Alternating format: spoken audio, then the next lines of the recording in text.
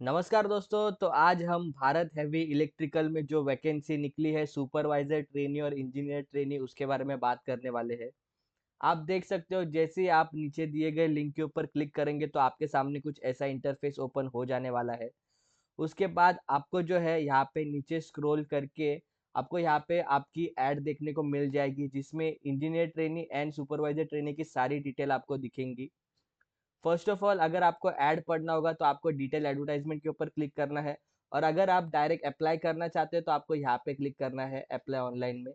और आपको यहाँ पे और भी बहुत सारी चीज़ें जैसे कि सिलेबस क्या है, एग्जाम पैटर्न क्या है, वो सारी चीज़ें आपको यहाँ पे देखने को मिल जाएगी। तो अभी जो है हम दोस्तों पहले देखेंगे एडवर्टाइजमेंट कैसी है, उसके बारे में थोड़ा ब्रीफली बात करेंगे, फिर हम देखेंगे कैसे अप्लाई करते हैं।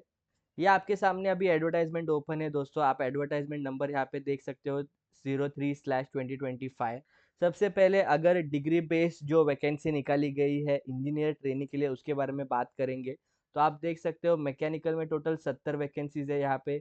इलेक्ट्रिकल में 25, सिविल में 25, इलेक्ट्रॉनिक 20, केमिकल 5, मेटलर्जी 5। रिजर्वेशन जो है आपको यहाँ पे लेफ्ट साइड में देखने को मिल जाएगा। और पीडब्ल्यूडी के लिए जो रिजर्वेशन होता है वो आपको राइट साइड में देखने को मिल जाएगा। आपको और एक चीज़ यहाँ पे इम्पोर्टेंट है उसका ध्यान देना है कि आपकी पोस्टिंग जो है वो कहाँ पे होगी। अगर आप जिस भी डिसिप्लिन के लिए अप्लाई करना चाहते हो उसके लिए आपको वो भी यहाँ पे देखने को मिल जाएगा। जैसे एग्जांपल के लिए हम मान लेते हैं आप अगर मैकेनिकल में अप्लाई करना चाहते हो तो आपकी जो प्लेस ऑफ पोस्टिंग है वो ट्रिची, रानीपेट, वाइजैक, बेंगलोर और जितने भी बीएचएल के अंदर पावर सेक्टर के साइट्स आते हैं उसके अंदर होगी। उसके बाद सेम सुपरवाइजर ट्रेनिंग की बात करेंगे जिसमें डिप्लोमा होल्डर जो है वो अप्लाई कर सकते हैं। उसमें आप देख सकते हो यहाँ पे जो है वैकेंसी ज़्यादा निकाली गई है डिग्री होल्डर से। मैकेनिकल में टोटल यहाँ पे 140 वैकेंसी निकाला गया है, इलेक्ट्रिकल में 55, सिविल में 35 और इलेक्ट्रॉनिक में 20। टोटल वैकेंसीज जो है वो 250 है। इंजीनियर ट्रेनिंग में आप यहाँ पे देख सकते हो एजुकेशन क्वालिफिकेशन में आपके पास फुल टाइम बैचलर डिग्री होना कंपलसरी है। अगर आपके पास 5 ईयर इंटीग्रेटेड मास्टर डिग्री होगा तो भी चल जाएगा। यहाँ पे आपको जो एज लिमिट है वो आप देख सकते हो 27 ईयर्स रहने वाला है जनरल कैटेगरी स्टूडेंट्स के लिए। सुपरवाइजर ट्रेनिंग के लिए आपके पास जो है डिप्लोमा होना कंपलसरी है आपके डिसिप्लिन में। मिनिमम 65% होना चाहिए जनरल कैटेगरी स्टूडेंट्स के लिए। और SC ST स्टूडेंट्स के लिए जो है मिनिमम 60% होना चाहिए। एज लिमिट जो है यहाँ पे भी सेम 27 रखा गया है। यहाँ पे मैकेनिकल डिसिप्लिन में कितने सारे डिसिप्लिन जो है वो अवेलेबल है वो आप यहाँ पे राइट साइड में देख सकते हो। टोटल यहाँ पे 12 ब्रांचेस से जिसको अवेलेबल किया गया है मैकेनिकल के लिए। तो यहाँ पे कंपटीशन जो है वो टफ होने वाला है ऐसा हम कह सकते हैं क्योंकि ऑलमोस्ट सारे ही ब्रांचेस यहाँ पे एलिजिबल है। जो भी अलाइड ब्रांचेस होते हैं वो इलेक्ट्रिकल में भी आप यहाँ पे देख सकते हो 8, इलेक्ट्रॉनिक में भी 8, सिविल में भी 3 है, केमिकल में 3 है, मेटलर्जी में भी 5। रिलैक्सेशन जो है रिजर्व कैटेगरी स्टूडेंट्स को दिया जाएगा जो भी एज लिमिट में सेंट्रल गवर्नमेंट की तरफ से उनको मिल जाता है वो आप यहाँ पे वो लिखा हुआ भी देख सकते हो। सबसे इम्पोर्टेंट दोस्तों की सिलेक्शन प्रोसीजर जो है वो कैसा होने वाला है। सबसे पहला सीबीटी होगा, उसके बाद जो है इंटरव्यू होने वाला है। इंटरव्यू को बुलाने का जो रेशियो है वो 1:5 का रहने वाला है। वेटेज जो है कंप्यूटर बेस्ड टेस्ट को 75% का दिया जाएगा और जो आपका इंटरव्यू है उसको 25% का दिया जाने वाला है। बीएचएल जो है यहाँ पे 85% और 15% कर सकता था पर उन्होंने यहाँ पे इंटरव्यू को ज़्यादा वेटेज दिया है। ये जो मैंने आपको प्रोसीजर बताया दोस्तों ये इंजीनियर ट्रेनिंग के लिए था, यानी कि जो भी डिग्री होल्डर है उनके लिए। जो डिप्लोमा होल्डर है उनके लिए अलग क्राइटेरिया होने वाला है। जो भी डिप्लोमा होल्डर है उनके लिए फर्स्ट ऑफ ऑल सीबीटी होगा। उसके बाद जो है डायरेक्ट आपका डॉक्यूमेंट वेरिफिकेशन होने वाला है।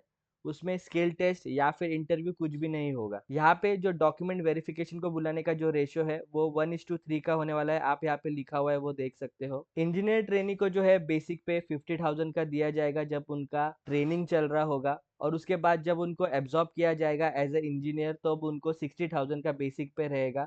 और उनका जो सीटीसी है वो ऑलमोस्ट 12 लाख का होने वाला है। सुपरवाइजर ट्रेनिंग में आप यहाँ पे देख सकते हो दोस्तों 32,000 का जो है आपको बेसिक पे मिलेगा जब आप ट्रेनिंग पीरियड में रहोगे।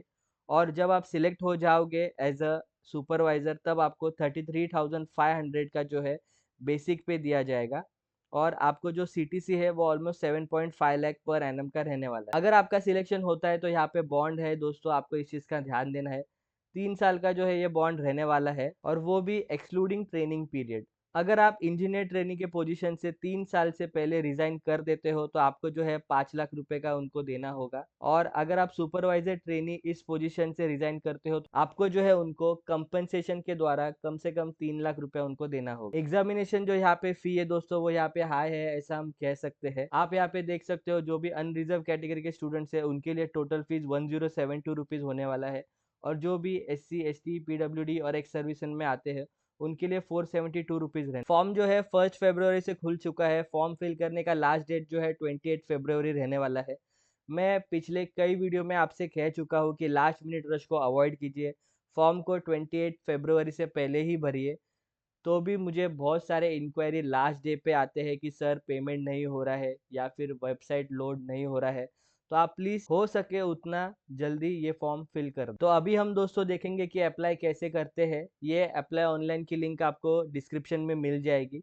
तो देख सकते हो ये फॉर्म आईबीपीएस के द्वारा नहीं टाटा के द्वारा फिल किया जा रहा है। आपको फर्स्ट टाइम अगर आप रजिस्टर कर रहे हैं तो आपको यहाँ पे क्लिक करना है। अगर आपका रजिस्ट्रेशन करके हो गया है तो आपको लॉगिन के ऊपर क्लिक करके आप आगे का फॉर्म फिल कर सकते हो। तो फर्स्ट ऑफ ऑल अभी रजिस्ट्रेशन करने के लिए आप यहाँ पे क्लिक करोगे। आपको रजिस्ट्रेशन करने के टाइम आपका पोस्ट का नेम, जिस भी पोस्ट के लिए आप अप्लाई करना चाहते हो उसका, फिर पोस्ट कोड डिटेल यहाँ पे ऑटोमेटिकली आ जाएगा।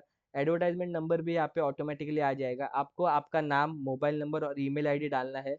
फिर आपको यहाँ पे ओटीपी डालना है। उसके बाद आपका यहाँ पे एक लॉगिन आईडी क्रिएट हो जाएगा। और एक चीज़ मैं आपको यहाँ पे बता दूं दोस्तों कि अगर आप दोनों पोजीशन के लिए अप्लाई करना चाहते हैं तो आप वो भी कर सकते हैं। और एक चीज़ मैं आपको बता दूं दोस्तों कि अगर आप इंजीनियर ट्रेनिंग के लिए अप्लाई करना चाहते हैं तो आपको यहाँ पे इंजीनियर ट्रेनिंग आपका डिसिप्लिन चूज करके आगे का फॉर्म फिल करना है। अगर आप सुपरवाइजर ट्रेनिंग के लिए फॉर्म फिल करना चाहते हैं तो आपको वो चूज करके यहाँ पे आगे का फॉर्म फिल करना है। तो आगे का जो फॉर्म होगा वो प्रोसीजर पूरा सेम रहने वाला है। तो मैं अभी के लिए इंजीनियर ट्रेनिंग का फॉर्म आपको फिल करके दिखाऊंगा। अगर आपको सुपरवाइजर ट्रेनिंग का फॉर्म फिल करने में कुछ भी तकलीफ आ रही होगी तो आप सिंपली कमेंट सेक्शन में हमसे पूछ लेना, हम उसका जवाब आपको दे देंगे। जैसे ही आपका ओटीपी जो है वैलिडेट करके हो जाता है दोस्तों, उसके बाद आपको यहाँ पे फिर से एक बार रीवेरीफाई करना है सब। अगर सब कुछ सही रहा तो आप यहाँ पे रीवेरीफाई के ऊपर क्लिक करके आगे बढ़ सकते हैं। तो अभी जो है आपका रजिस्ट्रेशन कंप्लीट हो गया है दोस्तों। आपको एक मेल और एक मैसेज दोनों भी आया होगा लॉगिन आईडी के रिलेटेड। अभी आपको फॉर्म भरने के लिए यहाँ पे क्लिक करना है गो टू एप्लीकेशन के ऊपर। तो आपको जो है यहाँ पे 4 डिटेल्स फिल करने हैं दोस्तों। उसमें फर्स्ट ऑफ ऑल रहेगा पर्सनल डिटेल, सेकंड होगा कम्युनिकेशन डिटेल, थर्ड होगा क्वालिफिकेशन एंड एक्सपीरियंस और फोर्थ होगा document and payment.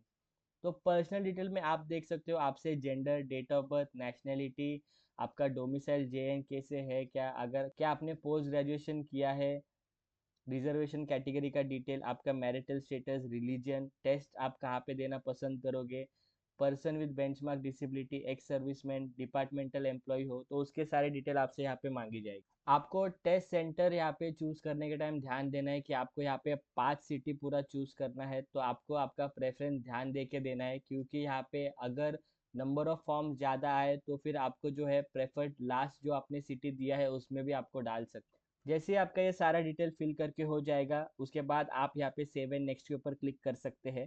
Communication detail में आपको जो है आपका करस्पॉन्डेंस एड्रेस और परमानेंट एड्रेस ये दोनों ही चीज यहाँ पे डालना है। क्वालिफिकेशन डिटेल में दोस्तों आप यहाँ पे देख सकते हो, क्योंकि ये फॉर्म में इंजीनियर ट्रेनिंग का फिल कर रहा हूँ इसके लिए एसेंशियल क्वालिफिकेशन में मुझे यहाँ पे सारे डिग्री के डिटेल डालने होंगे।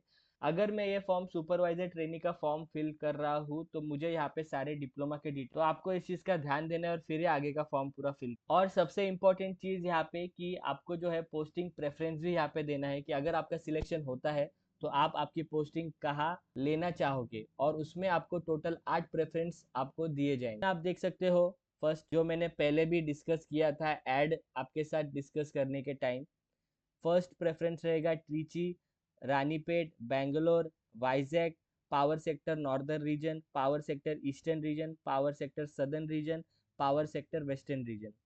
आपको आपके हिसाब से यहाँ पे प्रेफरेंस देना। फिर इसके बाद इंटरव्यू आप कहाँ लेना चाहेंगे उसका डिटेल आपको डालना है, और अगर आपके पास कुछ एक्सपीरियंस होगा पावर सेक्टर में तो आप वो भी यहाँ पे डाल सकते हो। जैसे आपका ये सारा डिटेल फिल करके हो जाता है दोस्तों, उसके बाद आपको यहाँ पे सेव एंड नेक्स्ट के ऊपर क्लिक करना है। आप देख सकते हैं आपसे जो है डॉक्यूमेंट में आपका फोटो, आपकी साइन, आपके 10th का जो मार्कशीट है वो, डिग्री का सर्टिफिकेट और आपका कास्ट सर्टिफिकेट, अगर आप रिजर्व कैटेगरी से आते हो तो ये सारी डिटेल आपसे मांगी जाएगी।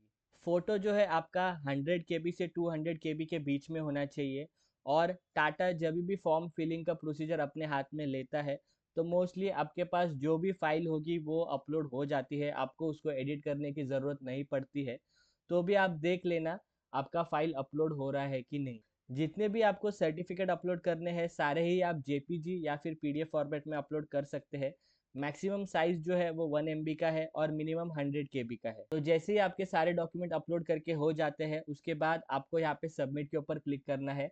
फिर आपको जो है पेमेंट करने को बोला जाएगा। अगर सब कुछ सही रहा तो आप एक बार प्रीव्यू में आपका फॉर्म चेक कर लेना, उसके बाद ही सबमिट करना। अगर आपको इसके रिलेटेड और कुछ भी डाउट होगा दोस्तों तो आप हमसे नीचे कमेंट सेक्शन में पूछ लेना। हम जो है आपको उसका जवाब देने का ज़रूर ट्राई करेंगे। Thank you.